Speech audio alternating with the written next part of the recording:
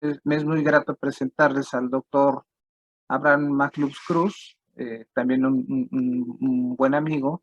El doctor McClub hizo la especialidad de medicina interna en el Centro Médico Nacional de la Raza, hizo la residencia de hematología en el Instituto Nacional de Nutrición y el doctorado en trombosis, hemostasis y aterogénesis en la Escuela de Medicina de la Universidad de Temple en Filadelfia. Él aparte tiene el doctorado en ciencias médicas por parte de la Facultad de Medicina de la Universidad Nacional Autónoma de México. Es investigador actualmente y jefe de la Unidad de Investigación de Trombosis, Hemostasia y Aterogénesis por parte del IMSS. Es investigador nacional grado 3 y es además académico numerario de la Academia Nacional de Medicina desde el 2006. Él pertenece a varias sociedades médicas, la Sociedad Poblana de Genética, que es de hecho miembro fundador, es miembro titular de la Sociedad Mexicana de Microcirculación, además de ser vocal de la misma, es miembro de la Asociación de Medicina Interna desde febrero del 91, miembro también del American College of Physicians, es fellow, de hecho, desde mayo del 98. Aparte, tiene el Consejo Mexicano de Medicina Interna, está recertificado, también el Consejo Mexicano de Hematología, además de la Agrupación Mexicana para el Estudio de la Hematología, del Comité de Hemostasia y Trombosis mexicano, y además es miembro de la Sociedad Internacional de Trombosis y Hemostasis desde enero del 98. Entonces, le agradezco muchísimo a Abraham que nos haya aceptado la invitación y le pasamos el control. Muchas gracias.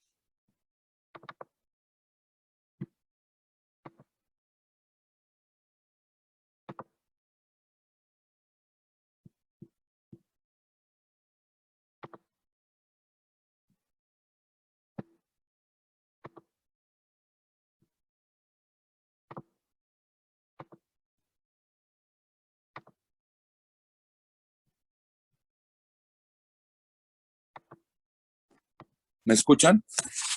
Sí, bien, te ¿Ya me escuchamos. escuchan? ¿Ya? Sí, Abraham. Gracias. Oye, ¿podrían habilitar mi presentación? Ya, a ver, denme tantito. Ok. Voy.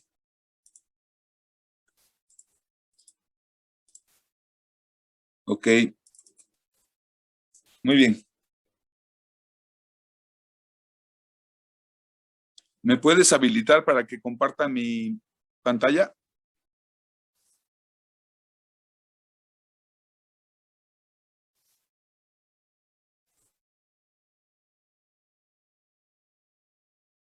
Listo.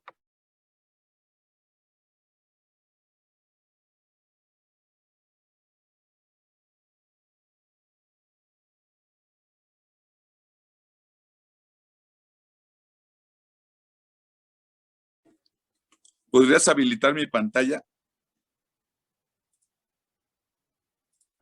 Listo, Abraham. Gracias.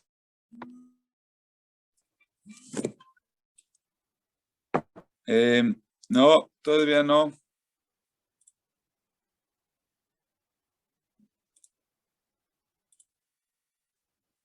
No me deja mostrar.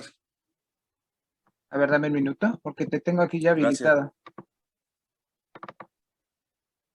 Tengo dos en la otra, si me haces favor.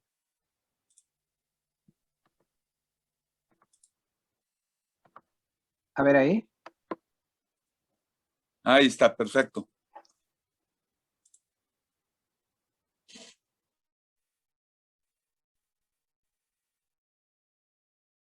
Bien. ¿Cómo están? ¿Sí me escuchan, verdad? Sí, Abraham, sin problema. Sí, muy bien. Buenos días, ¿cómo están? Muchas gracias por la invitación. Me da mucho gusto platicar con ustedes. Yo fui miembro fundador de esta asociación junto con Mario Sanzcoy, Leopoldo Nieto, Sandra Treviño, etcétera, etcétera.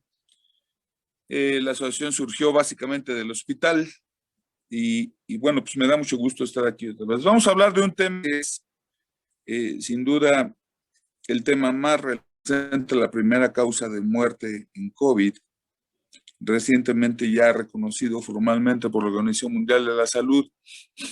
Y no es nada extraño si pensamos que 6 de cada 10 de los que estamos ahorita en esta sesión nos vamos a morir de una trombosis.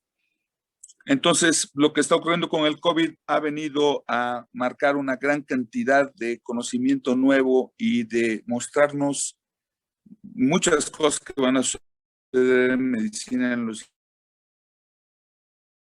que ha tenido los procesos fisiopatológicos con esta enfermedad. Esto no es raro. Lo que ocurrió con el VIH-Sida en los años siguientes a la aparición de la pandemia de VIH-Sida, pues trajo consigo una cantidad de avances en todo significativos. Lo mismo va a ocurrir en esta ocasión.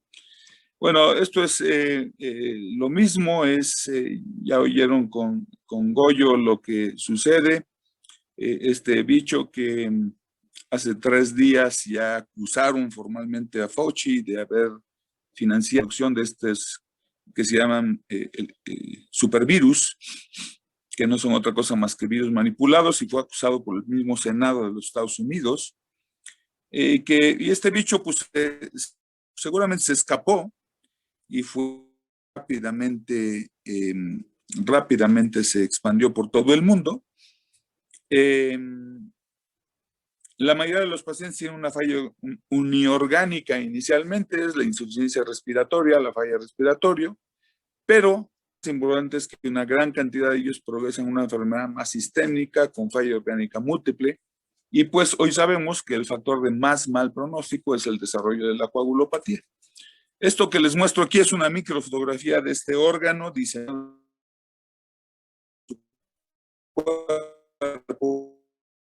varias funciones sin las cuales la vida es imposible. Entre ellas, la más importante es precisamente mantener la sangre en estado líquido. Si la sangre no está líquida, pues nada funciona en nuestro cuerpo. No hay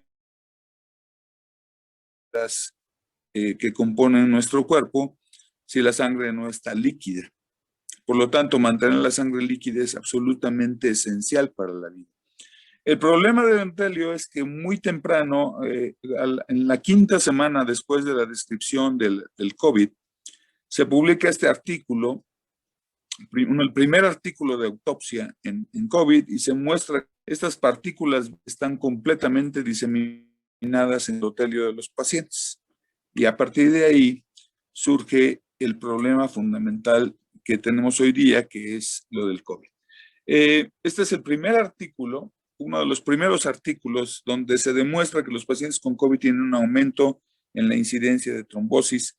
Y entonces, este es el registro de las primeras 12 muertes de pacientes con COVID con autopsia completa.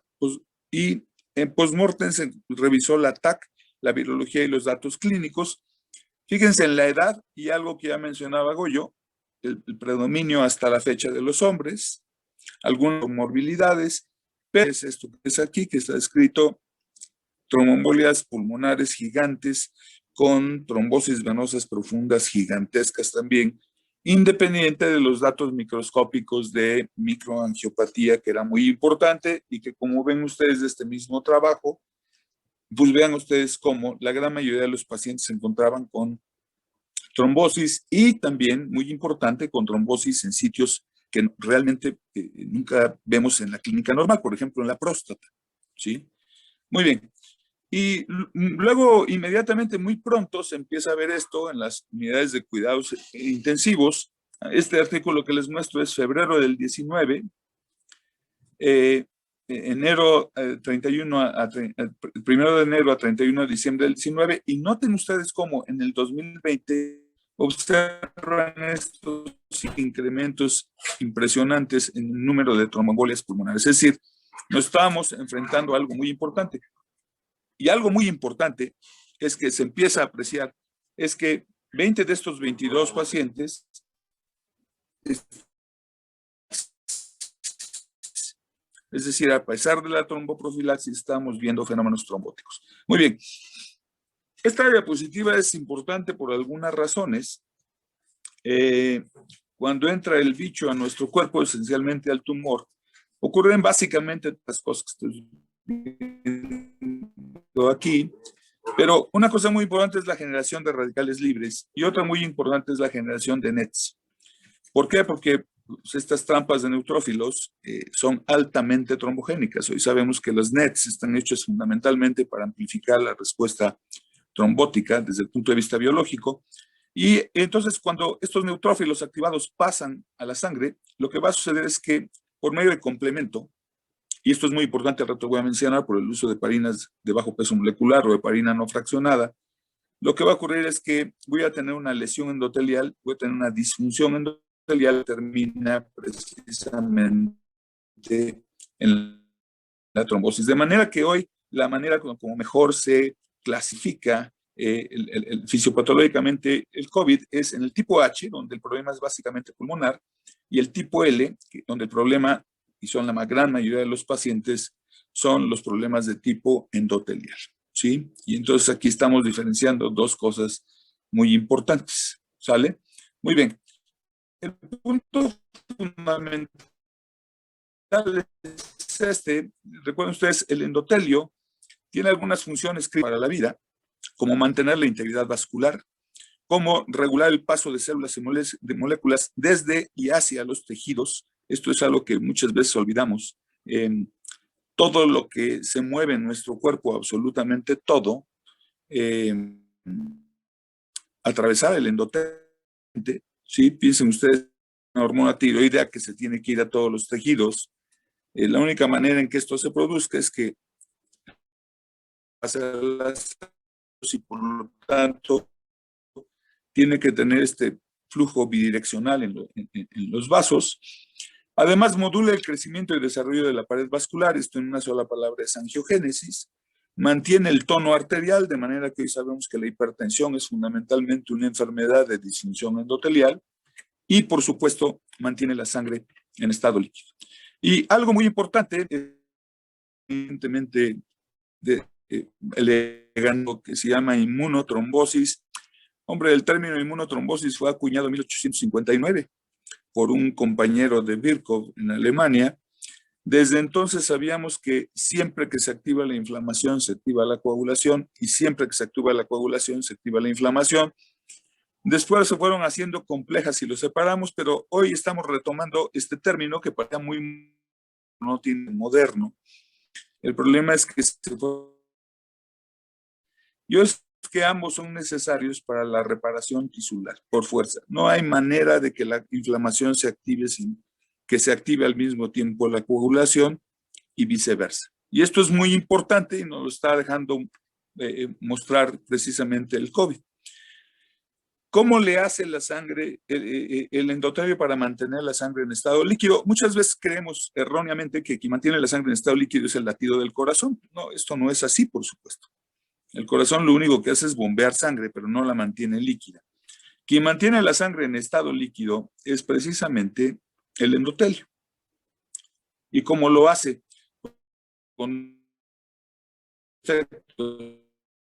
un efecto ya de para mantener a las plaquetas inactivas todo el tiempo y que estén flotando sobre el endotelio, pero nunca interactúen con él.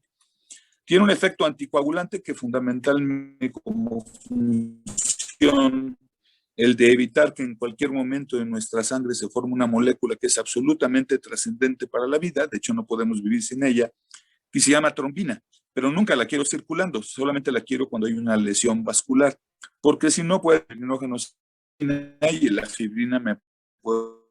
Si esto llega a ocurrir, entonces tengo un tercer mecanismo que llamamos fibrinólisis, que no es otra cosa más que romper biológicamente las mallas de fibrina que se pudieran estar formando. Lo que el endotelio logra es que la sangre se mantenga absolutamente líquida todo el tiempo en nuestra vida. Cuando perdemos esto, estamos en problemas muy graves y es muy simple. ¿Por qué? Pues porque simple y sencillamente no puedo llevar oxígeno a las células de mi cuerpo, no puedo llevarles glucosa, no puedo sacar ácido láctico, no puedo llevar hormonas, no puedo hacer absolutamente nada si la sangre no está líquida.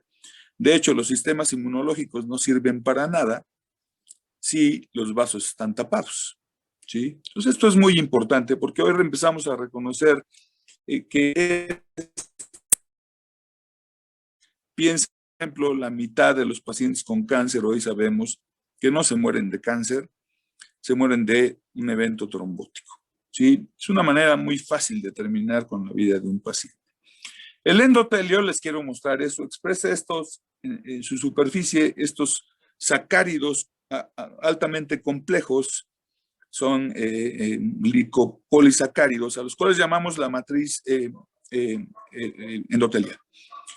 ¿Por qué son importantes? Bueno, muy simple, las células de la sangre, los eritrocitos y las plaquetas, que son las células de la sangre, los leucocitos no son células de la sangre, es un error muy común, que incluso los hematólogos creen que así es. Las células de la sangre son los eritrocitos y las plaquetas y tienen carga negativa.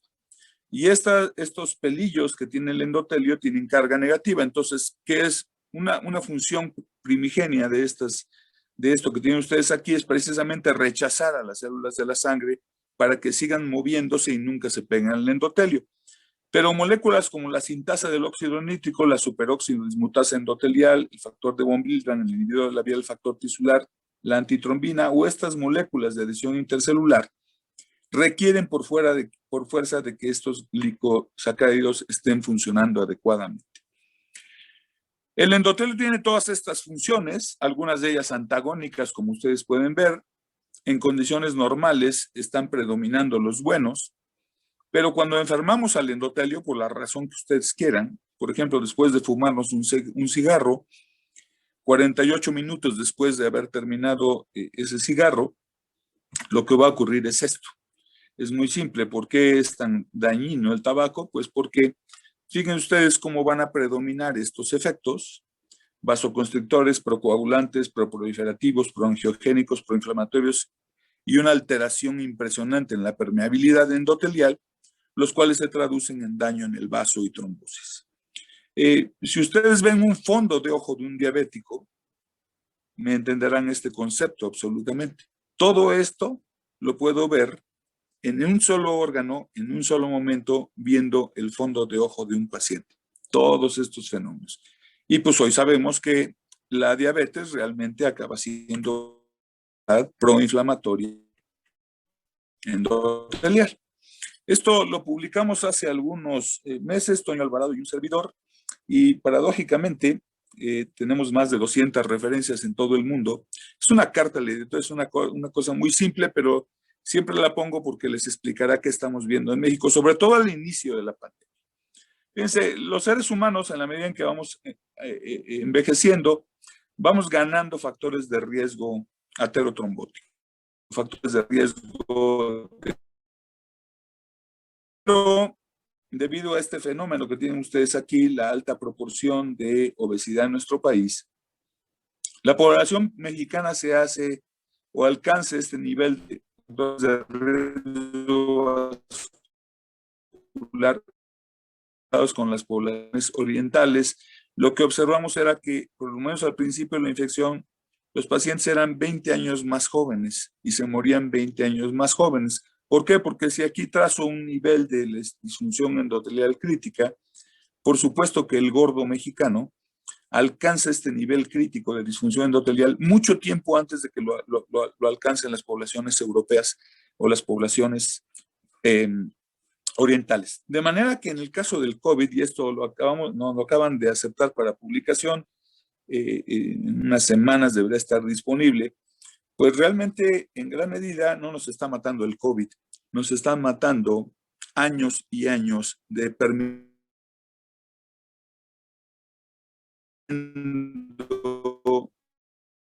azucaradas, esta mierda a la cual estamos expuestos en este país. Ok. El punto fundamental es que el fenotipo endotelio activado es un nuevo concepto. El concepto de tormenta de citocinas se está dejando de lado. Lo que tengo es efectivamente un aumento de citocinas, de quimiosinas y de factores de crecimiento que van a permitir un incremento en la expresión de moléculas de adhesión celular en el endotelio y atracción monocítica en células T y proliferación celular y estado protrombótico, ¿sí? Ahora bien, Estas son unas microfotografías de lo que pasa en el endotelio cuando se tiñe específicamente.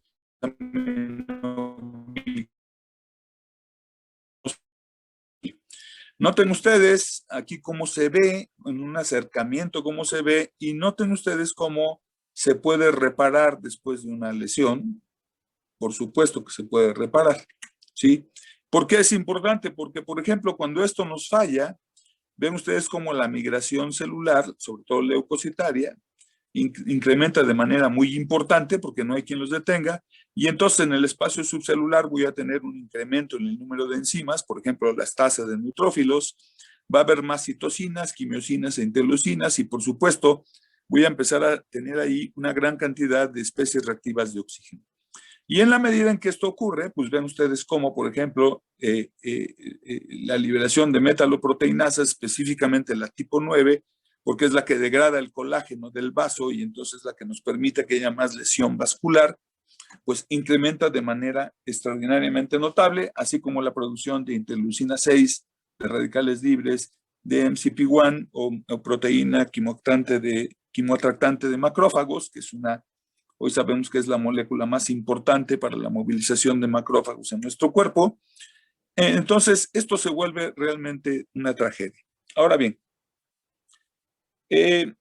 hablemos rápidamente de lo que es el concepto de coagulación intravascular diseminada. ¿Qué es la coagulación intravascular diseminada? Bueno, es una activación sistémica de la hemostasia, y aquí hay un error de concepto muy socorrido entre los médicos. Miren, lo que está ocurriendo, cuando tengo una activación sistémica de la hemostasia, tengo un depósito intravascular extenso de fibrina, lo cual condiciona trombosis de vasos pequeños y medianos, no de grandes vasos, sino de lo que llamamos una microtrombosis, lo cual genera una isquemia generalizada y lo cual termina en una falla orgánica múltiple, ¿sí?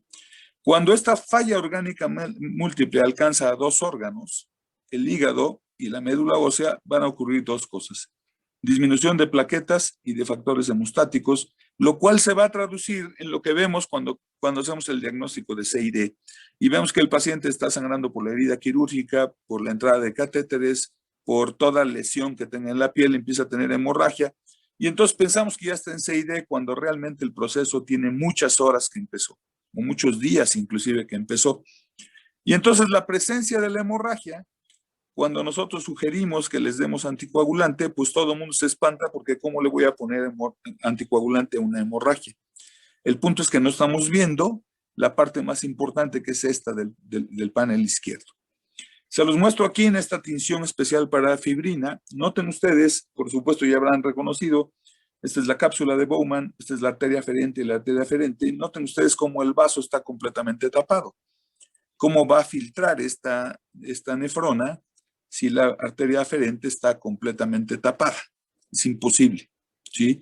Y a esto me refería con que por eso necesitamos absolutamente en la vida el estado líquido de la sangre. Si resumimos esto, aquí tienen ustedes un endotelio. Cuando este endotelio ¿qué pasa cuando se enferma? Vamos a tomar el ejemplo de la sepsis, que puede ser el ejemplo del coronavirus. Tengo una tormenta de citocinas mediada generalmente por factor necrosis tumoral e interleucina 1, que va a ir, el punto fundamental de esto, esta es una noción bastante equívoca que tenemos los médicos de qué pasa con la tormenta de citocinas. Realmente la tormenta de citocinas tiene un órgano fundamental de como blanco, y ese órgano es el endotelio. Recuerden en esto que les decía yo de esta bidireccionalidad del movimiento de células y moléculas a través del endotelio. Cuando esto ocurre, el endotelio va a perder el glicocálice endotelial, y además no solo eso, sino que estas tres moléculas que están aquí, trombomodulila, el receptor endotelial para la proteína C, y la antitrombina, se pierden. El endotelio los mete al interior de la célula. Es un fenómeno que se llama flip-flap, algo muy parecido a lo que ocurre con el receptor de insulina, en la resistencia a la insulina.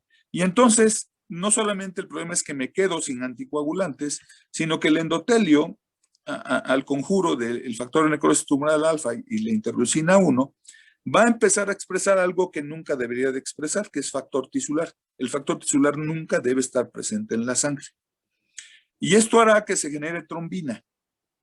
Y la trombina activará plaquetas, genera fibrina e inhibe la fibrinólisis. El resultado es que se empiezan a consumir plaquetas, se deposita fibrina y la degradación de la fibrina es inadecuada.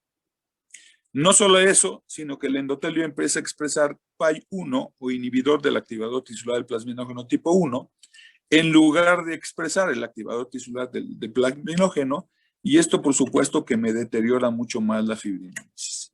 Ahí no acaba el problema porque el endotelio empieza a expresar todas estas quimiosinas y factores de crecimiento, ¿sí? Por ejemplo, factor estimulador de colonias de granulocitos macrófagos y proteína quimiotratante de macrófagos, y el resultado es que los monocitos circulantes se activan y aquí ocurre una primera desgracia ya fundamental. Empiezan a expresar factor tisular.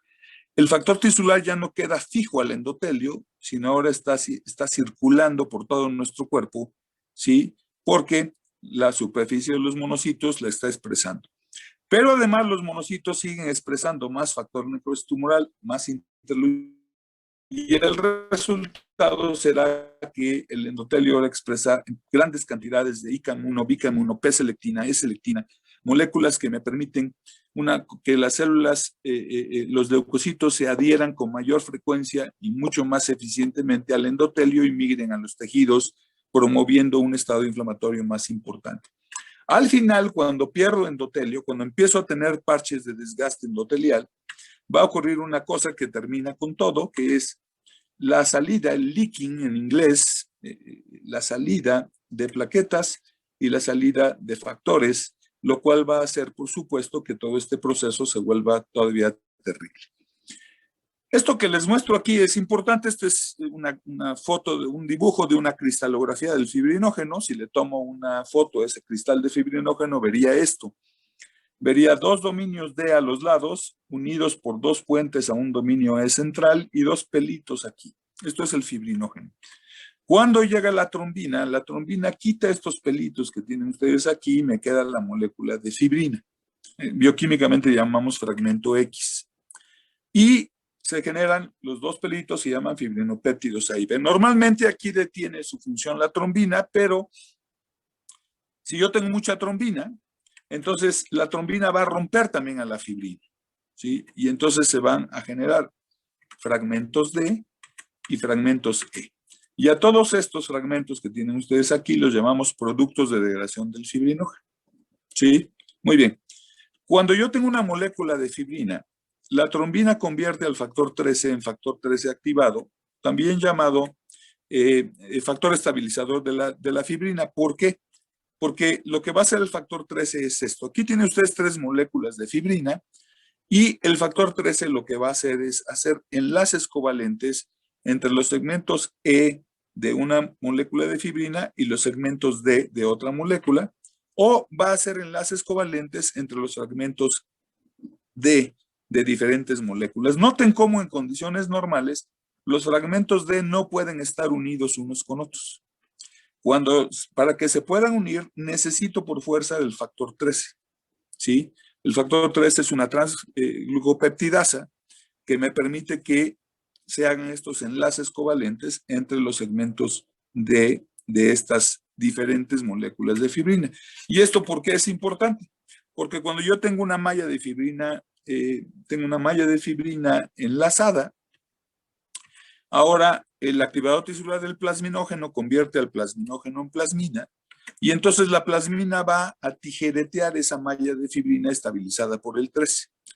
Esto es lo que llamamos fibrinólisis. Y entonces la plasmina va a romper a la fibrina así, y a esto lo llamamos un fragmento de Y, o la rompe así, y a esto le llamamos un fragmento E, o la puede romper así, y entonces tengo un trímero D, o así, y tengo un cuatrímero D, o muy simple, así, y ya se imaginarán cómo se llama esto. Se llama dímero D. ¿Por qué quiero poner esto? Pues porque, recuerden ustedes, vamos a ver en lo subsecuente, el marcador de riesgo más importante, el marcador pronóstico más importante en la infección por COVID, sigue siendo el dímero D. Y el dímero D lo que me está diciendo es, recuerden esto, el dímero D lo que me está diciendo es que hay una malla de fibrina estabilizada por el factor 13 a la cual está rompiendo la fibrinólisis. Punto. El dímero D no sirve para otra cosa. Solamente es para decirme que esto está sucediendo. ¿Qué tan importante es este dímero D? Aquí tienen varios marcadores hemostáticos. Al principio de la infección, vean cómo se ven. Incluso las plaquetas y el fibrinógeno pueden estar normales o altas, como reactantes de fase aguda. Pero en el estadio precoagulación intravascular diseminada, noten ustedes cómo ya pueden bajar estos dos, pero el dímero D sigue subiendo. En la CID franca, miren cómo está, y justo antes de la muerte, hoy sabemos que el dímero D está elevadísimo. Esto me está traduciendo que antes de morir, los pacientes tienen un depósito de fibrina espectacular en el cuerpo. Ahora bien, ¿cuál es la evidencia clínica? ¿Existe realmente una coagulopatía en COVID o existe una CID en COVID? Bueno, la realidad es que todavía no lo sabemos bien qué es. De hecho, recientemente la clasificación vieja, bueno, no vieja, la última clasificación de coagulación intravascular diseminada, se tuvo que modificar para COVID. ¿Por qué? Porque estamos frente a un tipo de coagulopatía no conocida antes. Y las dos preguntas importantes son, ¿es útil el tratamiento con heparina? ¿Es útil anticoagular a los pacientes? Este es el primer artículo, es un artículo de Ning Tang, chino, donde muestra que los pacientes están trombosando. 449 pacientes, una edad no tan baja, de los cuales 60% tenían comorbilidades, y 92 de ellos se les ocurrió darles heparina, la mayor parte de ellos enoxaparina, ningún otro anticoagulante, y ellos tenían esto que es el SIC, es la clasificación nueva para coagulación intravascular diseminada en pacientes con COVID específicamente, y ellos encuentran que obtienen un porcentaje de supervivencia muy alto y empiezan a analizar qué es lo que sucede y se dan cuenta, por supuesto, que hay una relación entre la edad, los criterios SIC para esto, pero empiezan a observar ya que un criterio muy importante es el dímero D. De manera que ellos ya mencionan en este artículo que las dosis profilácticas de heparina de bajo peso molecular debían usarse en la mayoría de los pacientes. Ellos ya muestran que la hemorragia es muy rara, algo que sabemos hoy que se ha confirmado en todo el mundo. Y ellos ya mencionan que quizá las dosis más altas de anticoagulante hubieran sido mejores, ¿sí?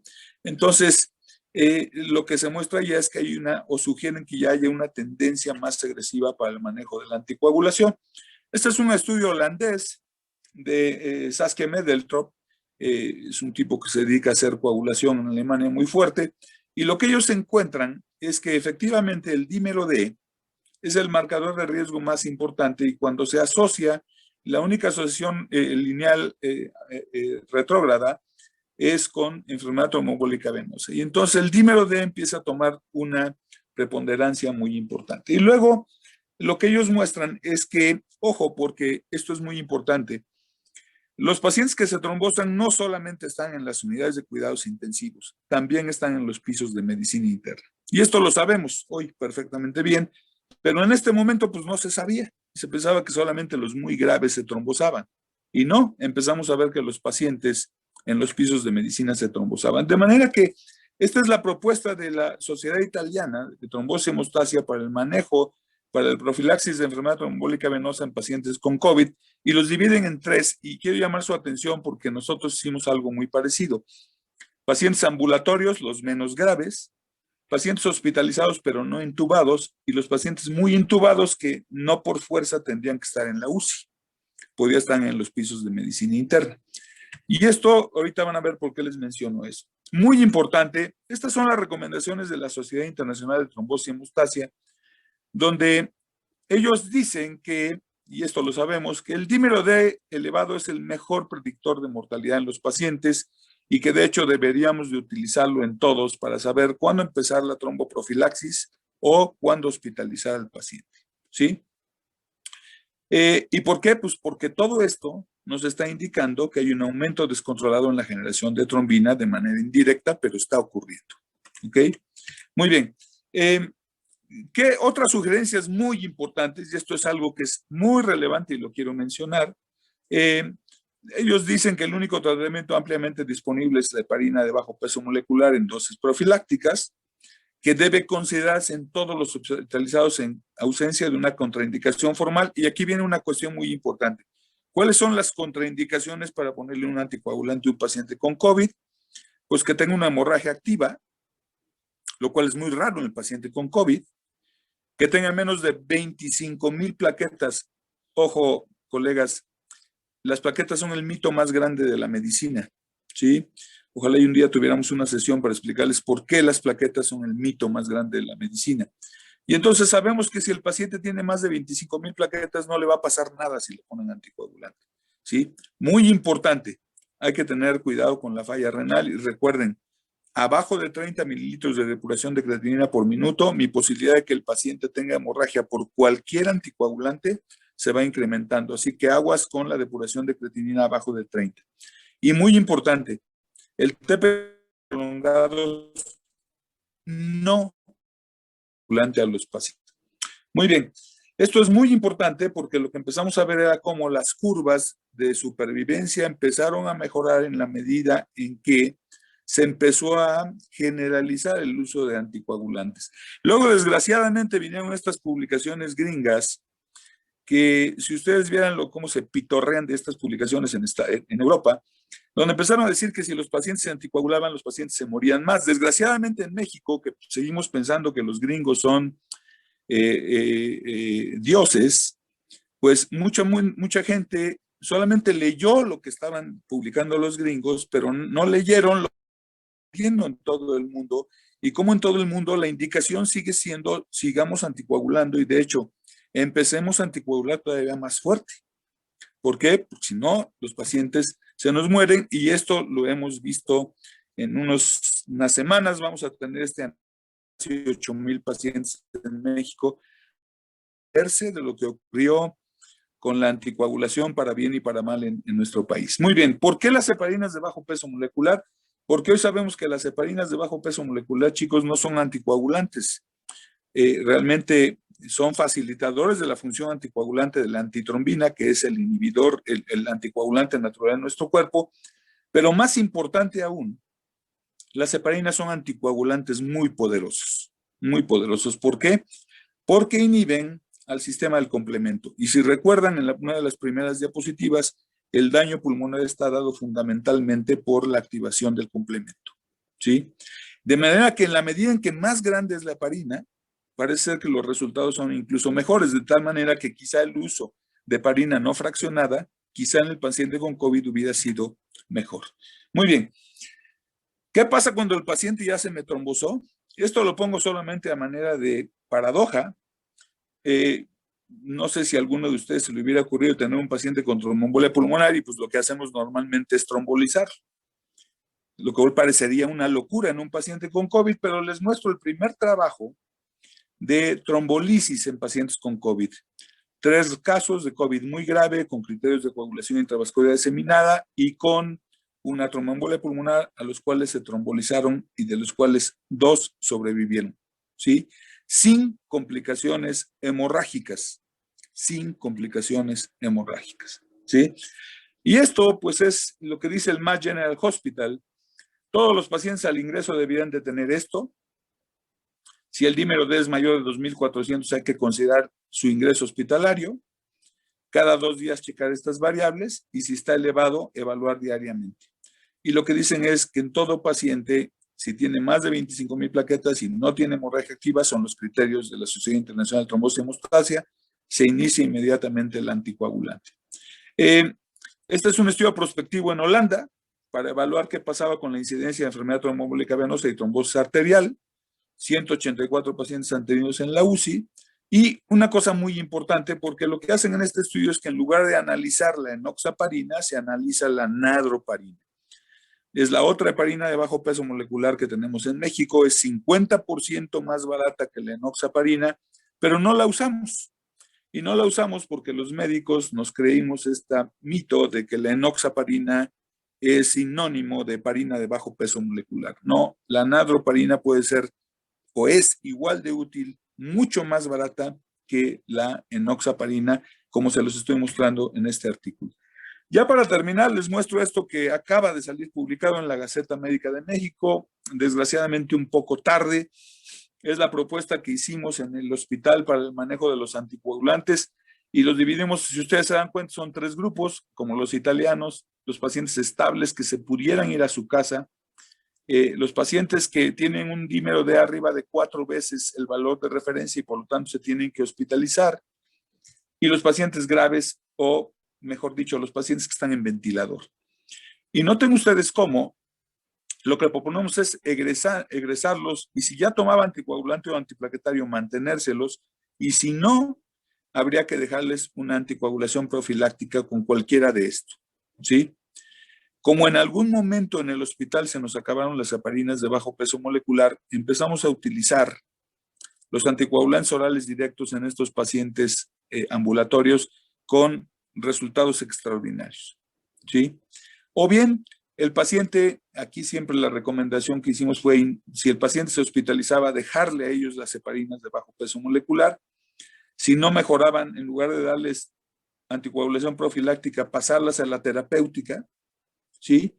Y por supuesto, a los muy graves, arrancarse muy fuerte desde el principio y seguirlo a terapéutica si se deterioraba, ¿sí? Hoy, esta gráfica que les estoy mostrando aquí requiere una actualización sin duda, porque hay algunas cosas que han cambiado, pero básicamente lo que les quiero mostrar es cómo estuvimos sugiriendo que esto se hiciera. En esta diapo hay varias cosas acerca del uso de noxaparina, porque es de la única que teníamos evidencia, pero quiero llamar a su atención a 2 cosas. Este recuadro rojo aquí, recuerde, el paciente está muriendo por trombosis. La hemorragia es solo un riesgo, ¿sí? La hemorragia es solo un riesgo. Esto es muy importante, muy importante. Recuerden, a los seres humanos nos aterra la hemorragia, pero la trombosis no le hacemos caso, ¿sí? Negamos que exista la trombosis. Y es muy simple, ¿por qué? Porque todos hemos visto la hemorragia, pero ninguno de nosotros hemos visto la trombosis. Entonces, en el subconsciente colectivo del ser humano tenemos grabada la hemorragia, pero como médicos deberíamos saber que los pacientes no se mueren de hemorragia en general, se mueren de trombosis. Y el otro es muy importante, si el paciente con COVID inicia súbitamente hipoxemia, se taquicardiza, hace hipotensión arterial o hay un aumento súbito de la disnea, siempre hay que pensar que ya hizo una tromboembolia pulmonar. Y esto es para la hemorragia es importante, ¿sí? Antes de transfundir, considera el tratamiento sintomático adecuado. Compresión mecánica, siempre que sea posible, corregir la hipovolemia, corregir la acidosis, la hipoxia y la hipotermia, porque todos estos me revientan las reacciones hemostáticas del sistema de coagulación, ¿sí? Y revalorar la función renal. Si no hay de otra y hay que transfundir, y la única indicación para transfundir es que el paciente tenga hemorragia. El criterio actual es, por favor, nunca transfundan arriba de 7 gramos por decilitro, ¿sí? Nunca transfundan plaquetas si son mayores de 20,000. Y muy importante, jamás permitan que el fibrinógeno de un paciente, no solamente en el escenario de COVID, sino en cualquier escenario clínico, nunca permitan que el fibrinógeno baje de 100 miligramos por decilitro, porque hoy sabemos que en la medida en que baja de 100 miligramos por decilitro, se dispara la curva de mortalidad en los pacientes, ¿sí? Muy importante, Novoseven no sirve para la hemorragia, por favor, sirve para la hemorragia del hemofílico, sirve para la hemorragia de una hemofilia adquirida, sirve para la hemorragia de una trombastenia de Glanzmann. Para todo lo demás no sirve.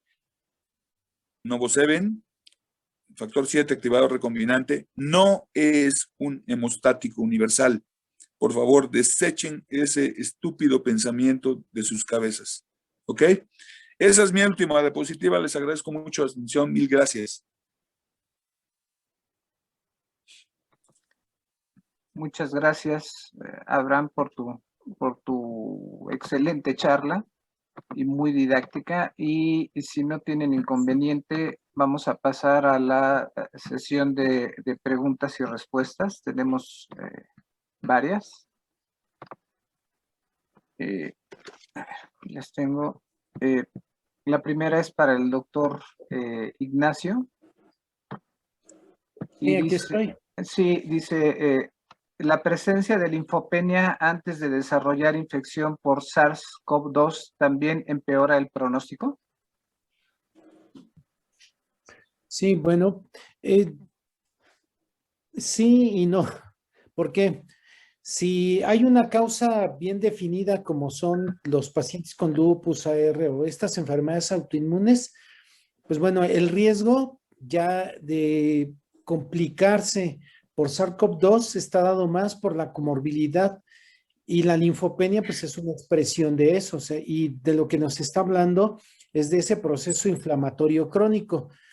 Entonces, no es directamente solo por eso, pero pues al, al sumar todos los factores, este paciente pues va a tener mayor riesgo que si no la tuviera o la desarrollara y se identificara tempranamente. Entonces, los pacientes con inmunosupresión, como ya lo decíamos, por una enfermedad general o por tratamiento, pues su riesgo es mayor. Y si ya tiene linfopenia, pues generalmente lo que nos está hablando es de una enfermedad inflamatoria crónica y eso pues le da peor pronóstico al paciente. Entonces es la suma de todos los factores. Entonces sí hay que considerarlo. Gracias, doctor Ignacio. Una pregunta para el doctor Maglub. Dice aquí, ¿los anticuerpos monoclonales que se utilizan para el tratamiento de COVID-19 inciden en la trombosis de forma directa? Todo fármaco que incrementa un proceso inflamatorio, cualquier fármaco, en este caso un anticuerpo monoclonal, por muy monoclonal que sea el anticuerpo, por muy específico que sea, siempre va a desencadenar mecanismos inmunológicos alternos, por ejemplo, activación del complemento, por ejemplo, activación celular, etcétera, etcétera, etcétera. Por lo tanto, como traté de ejemplificarles en una de esas diapositivas, siempre que aumento la inflamación, aumento el riesgo trombótico. Piensen en la aterosclerosis. La aterosclerosis no es más que un proceso de microinflamación vascular crónica. Hoy sabemos que realmente es eso y que tiene un componente trombótico muy importante. Por eso la placa de por eso el término aterotrombosis es tan eficiente, tan demostrativo de lo que está ocurriendo. Todo aquello que inflama, trombosa. Todo aquello que trombosa, inflama. Muy simple. Gracias, Abraham. Una pregunta más para el doctor Gregorio. ¿Es la citopenia pronóstica más importante en pacientes con COVID-19 es la linfopenia? Sí, sí es la más importante porque puede presentarse desde el inicio, cuando la enfermedad, de hecho, cuando tomamos biometrías constitutivas en estos pacientes, a veces en 24 horas o si llegan a urgencias y suben a piso, ya hay una linfopenia importante y generalmente esos pacientes van a seguir complicando.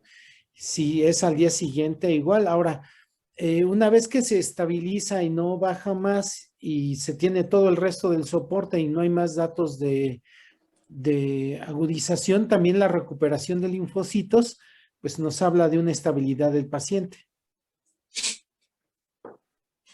Y la trombocitopenia, pues es mucho menos frecuente en estos pacientes. La anemia, digamos que es la segunda, pero no es tan severa y no todos requieren de apoyo transfusional. Entonces, sí, la linfopenia es la citopenia más importante. Gracias, doctor Ignacio.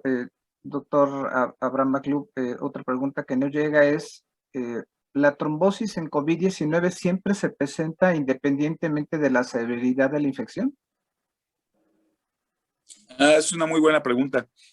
No siempre, por supuesto, pero, por ejemplo, pacientes que tienen ya 4 semanas en su casa hacen tromboembolias pulmonares masivas. O pacientes que se fueron a su casa perfectamente bien porque cuando se diagnosticaron el dímero D no estaba alto, se egresaron y sabemos que 2 semanas, 1 semana después presentan eventos trombóticos. Y lo que están empezando, acaba de salir hace 3 semanas un muy buen artículo en España donde están empezando a encontrar una mini epidemia de hipertensión pulmonar en pacientes con COVID, y pues lo que está sugiriendo inmediatamente es que una gran mayoría de los pacientes con COVID hacen tromboembolias pulmonares asintomáticas, que a la larga pues acaban dando, como sabemos perfectamente bien, acaban dando hipertensión arterial pulmonar secundaria. De manera que por esta razón es que lo que se sugiere ya en todo el mundo es dejar la anticoagulación profiláctica al menos 4 semanas después de que el paciente ya fue dado de alta. Recuerden una cosa muy importante: damos de alta a los pacientes por la premura de camas, porque creemos que como ya está asintomático, mejoraron algunos parámetros, ya está bien. Pero la realidad es que el proceso inflamatorio, cuando se analiza de manera muy fina, o cuando se analiza la activación del sistema de coagulación de manera muy fina, y nosotros nos acaban de aceptar para publicar un artículo donde estamos demostrando que 12 semanas después de la infección, cuando el paciente ya fue dado de alta, el endotelio sigue hecho pomada. No hay regeneración endotelial, no hay funcionalidad celular, no hay progenitores endoteliales en la sangre del paciente, y esto nos habla de que seguramente el proceso trombótico o el proceso protrombótico se mantiene mucho más allá de lo que habíamos pensado hasta recientemente. Entonces es muy factible que en estos pacientes que ya se recuperaron, que ya se fueron a su casa, aun cuando se vayan bien, todo indica que hay que ampliar las anticoagulaciones por tiempo. Bueno, antes pensábamos que por 4 semanas, ahora ya se empieza a sugerir que hasta por 12 semanas. ¿Sí?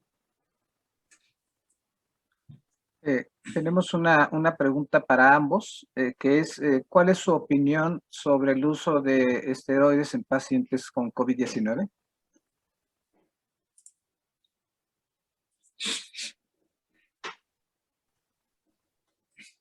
Goyo, adelante. Pues es fundamental, Abraham defiende la profilaxis de la trombosis por todo lo que ya demostró, y finalmente pues los esteroides son la piedra fundamental del manejo del paciente con COVID de manera inicial, sobre todo pues porque son los que mejor efecto van a tener para tratar de evitar o contrarrestar o estabilizar lo que es la liberación de citocinas.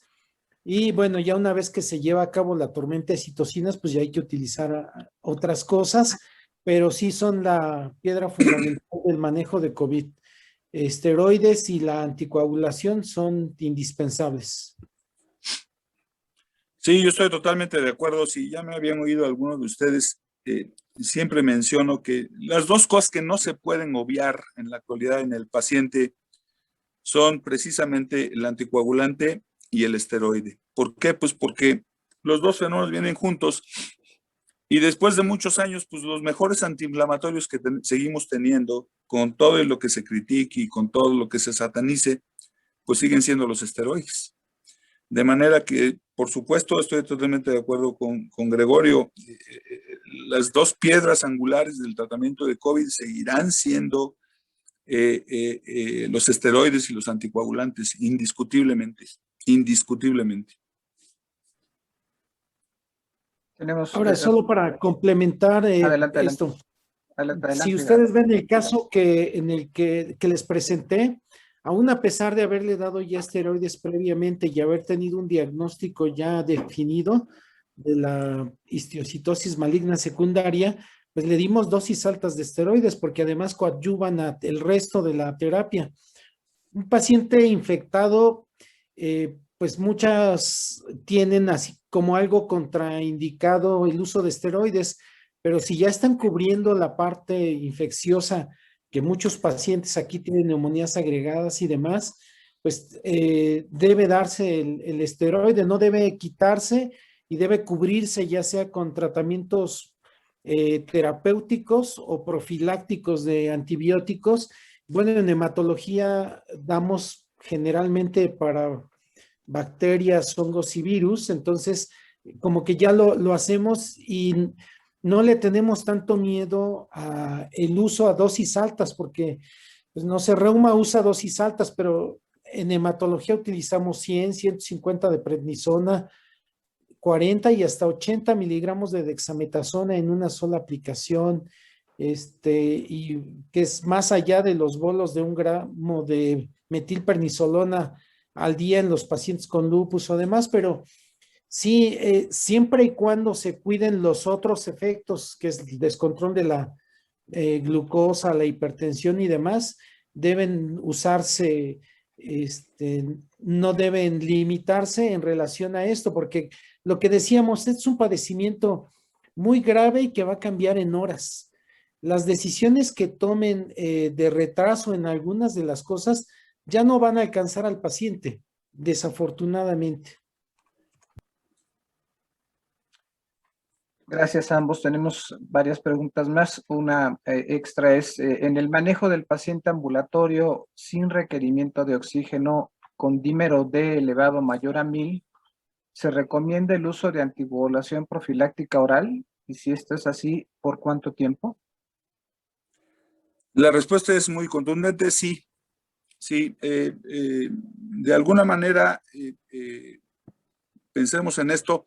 Hay que pensar esto. Miren, las heparinas son fármacos biológicos. Las heparinas se obtienen de animales, fundamentalmente de mucosa de pulmón de cerdo. Y entonces, al igual que la transfusión, al ser un producto biológico, hay una producción limitada. Algo que propuse en el Seguro Social hace algunos meses es dejar las heparinas para el paciente hospitalizado, que evidentemente está más grave, y en el paciente ambulatorio deberíamos de utilizar los anticoagulantes orales directos. ¿Por qué? Pues porque son fármacos como cualquier fármaco. ¿Por qué? Pues porque en el hospital lo padecimos, Gregorio no me dejará mentir, hubo 1 o 2 semanas en que no hubo heparina de bajo peso molecular. De manera que un paciente que tiene COVID, que se puede ir a su casa, debería irse con esteroide, por supuesto, y también debería de irse con anticoagulante. ¿Cuánto tiempo?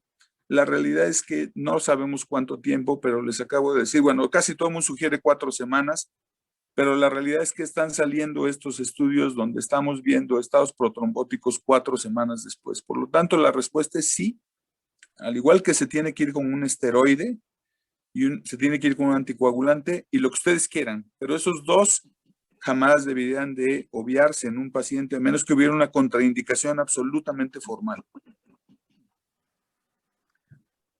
Gracias. Tenemos otra pregunta más que dice, la mujer embarazada con COVID-19, ¿consideran ustedes el mismo criterio para iniciar la tromboprofilaxis? Por supuesto, de hecho, hace 2 días hubo un webinar de la Sociedad Internacional de Trombosis y realmente es que en todo el mundo los resultados de la mujer embarazada con COVID son terribles, en todo el mundo, ¿sí? Y una de las cosas que se propone inmediatamente es que hay que anticoagular, y aquí hay una cosa muy importante, porque aquí el único anticoagulante que se puede utilizar, la única familia de anticoagulantes, son las heparinas de bajo peso molecular. Entonces, con más razón, me parece que habría que guardar el recurso de las heparinas de bajo peso molecular exclusivamente para el paciente hospitalizado, y una mujer embarazada con COVID siempre tendría que estar hospitalizada. La respuesta es sí, tajantemente, se tiene que anticoagular una mujer embarazada, por supuesto. Doctor Ignacio, nos preguntan, ¿es frecuente encontrar neutrofilia en pacientes con COVID-19 sin infección bacteriana? Sí, no es no es lo común, pero sí la llegamos a tener, y aunque es transitoria.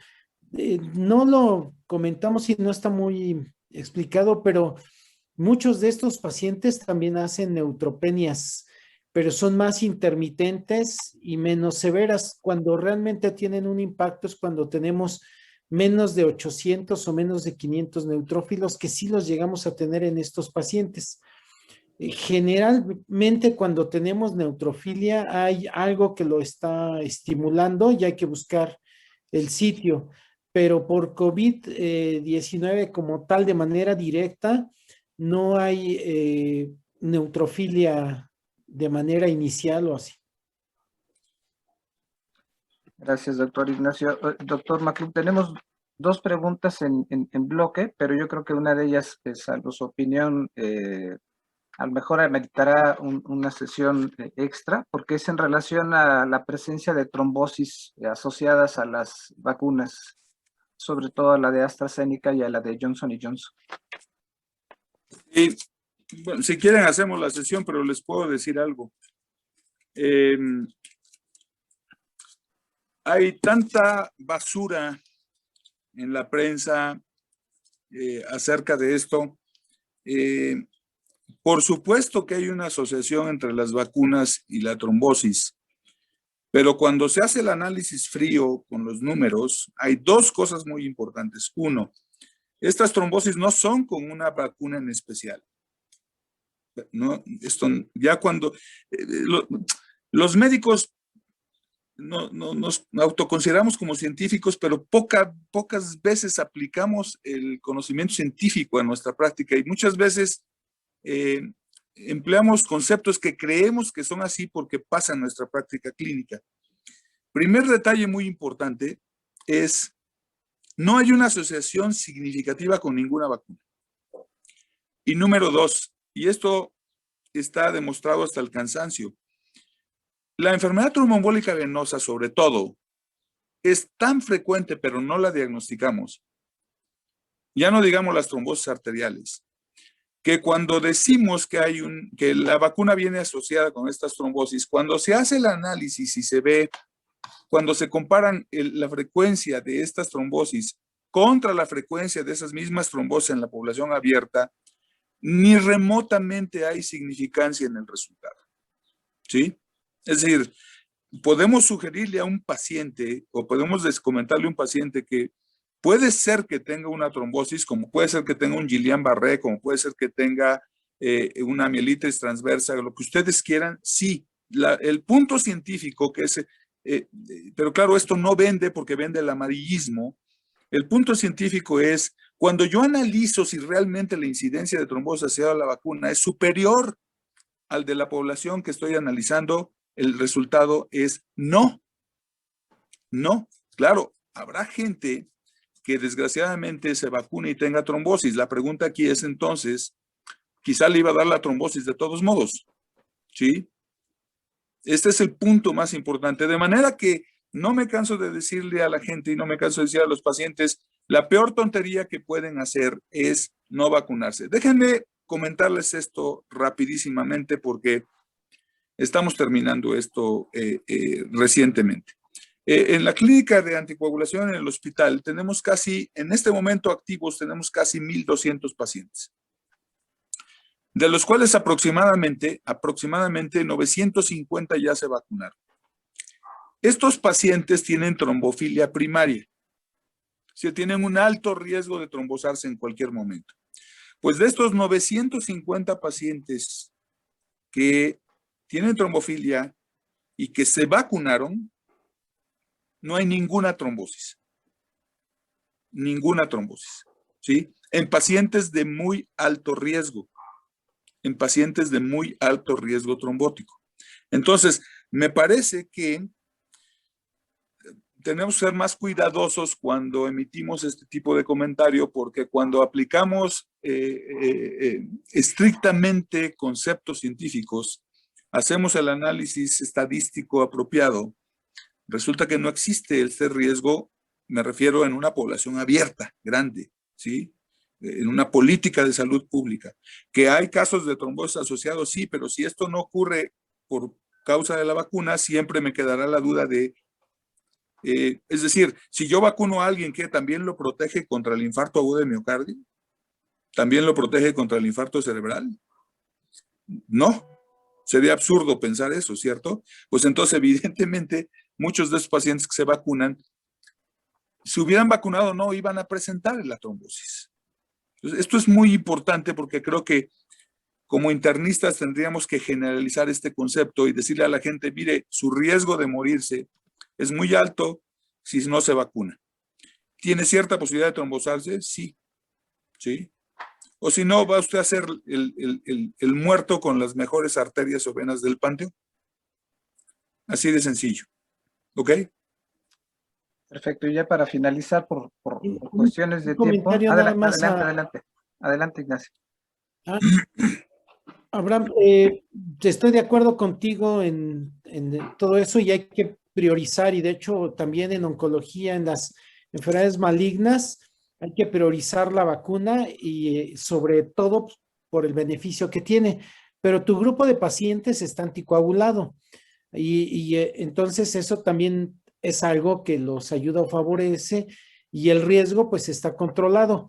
Y esto lo digo también porque me han tocado pacientes posoperados que también ya tienen profilaxis y demás, que incluso muchos cirujanos están recomendando no vacunarse en el posoperatorio pues, reciente, pero si tienen profilaxis tampoco hay que detenerla y realmente es lo que yo he hecho y tampoco he tenido problemas. Gracias. Estoy totalmente de acuerdo y esto me abre la puerta a una cosa. Un comentario muy rápido. Seguramente alguno de ustedes ha oído que cuando el paciente se va a vacunar, le dicen que ya no tome la aspirina o que suspenda los anticoagulantes. ¿No les parece la cosa más estúpida del mundo que si estamos pensando que la vacuna produce trombosis, habría que quitarles la aspirina o los anticoagulantes? ¿No les parece francamente estúpido? ¿Sí? Les comento esto en referencia a lo que acaba de comentar Goyo. Es muy sencillo. ¿Por qué los pacientes con trombofilia de alto riesgo no se han trombosado aún con la vacuna? Pues la respuesta precisamente la dijo el Goyo, es porque están anticoagulados. ¿Sí? Esto demuestra que el riesgo de trombosis se anula en una población que ya viene anticoagulada. Pero a muchos de mis pacientes les han dicho a la hora de vacunarse, incluso cardiólogos, angiólogos, suspenda el anticoagulante para vacunarse. ¿No les parece la estupidez más grande del mundo pensar que la vacuna puede producir trombosis y entonces le quitamos el anticoagulante a un paciente de alto riesgo trombótico? ¿No les parece esencialmente estúpido? Ahí se los dejo para que lo piensen. Gracias, Abraham. Y la última pregunta, por obviedad de tiempo, es ¿qué tan frecuente sugieren que se debe de medir el dímero D en una persona que inicia con COVID-19? Esa es una buena pregunta. Lo que se sugiere es, la condición sine qua non es medirlo al ingreso, porque me dicta en gran medida qué voy a hacer con ese paciente. ¿Lo egreso o no lo egreso? ¿Qué va a pasar? Después, evidentemente, vieron ustedes una diapositiva donde el Mass General Hospital, la Sociedad Internacional de Trombosis y Hemostasia, dice que cada 2 días, lo cual hoy sabemos que es un poco exagerado, pero en ese momento era lo que se sugería. Si tengo un paciente grave, intubado, por ejemplo, quizás sea una buena propuesta, pero si el paciente no está intubado, si es un paciente moderadamente grave, quizá cada 3, 4 días sea suficiente, a menos que muestre signos de deterioro. Sobre todo lo que les había yo puesto. Si se desatura bruscamente, si empieza con taquipnea súbitamente, si hace hipotensión súbitamente, habría que tomar siempre un dímero D. Y por supuesto que una estrategia que sobre todo los alemanes, los austriacos implementaron es, no voy a dar de alta al paciente hasta que no el dímero D esté por lo menos abajo de 4 veces el corte de referencia. Que si nosotros concebimos que el corte de referencia son 500 en general, 500 nanogramos por mililitro, pues 4 veces ese corte sería 2.500. Si el paciente tiene arriba de 2.500, estos países sugieren que el paciente no se debería de egresar. Hay que seguirlo vigilando, porque en cualquier momento, Gregorio dijo una cosa muy importante hace unos segundos, es el paciente con COVID no tiene palabra. En cualquier momento se deteriora. En cualquier momento se deteriora, porque inmunológicamente tenemos todavía la imposibilidad de predecir muchas cosas que están ocurriendo en la inflamación y por supuesto en el sistema de coagulación. Perfecto. Pues con esto damos por terminado nuestra sesión, que estuvo muy larga, pero muy educativa, muy académica para todos nosotros. Les quiero agradecer enormemente a Abraham y a Gregorio su participación, esperando contar con ellos posteriormente. A todos ustedes, a nombre de la Asociación Su Asistencia, que tengan muy buen fin de semana. Buen día. Gracias a ustedes, hasta luego. Gracias, muy amables por la invitación, ha sido un placer. Gracias.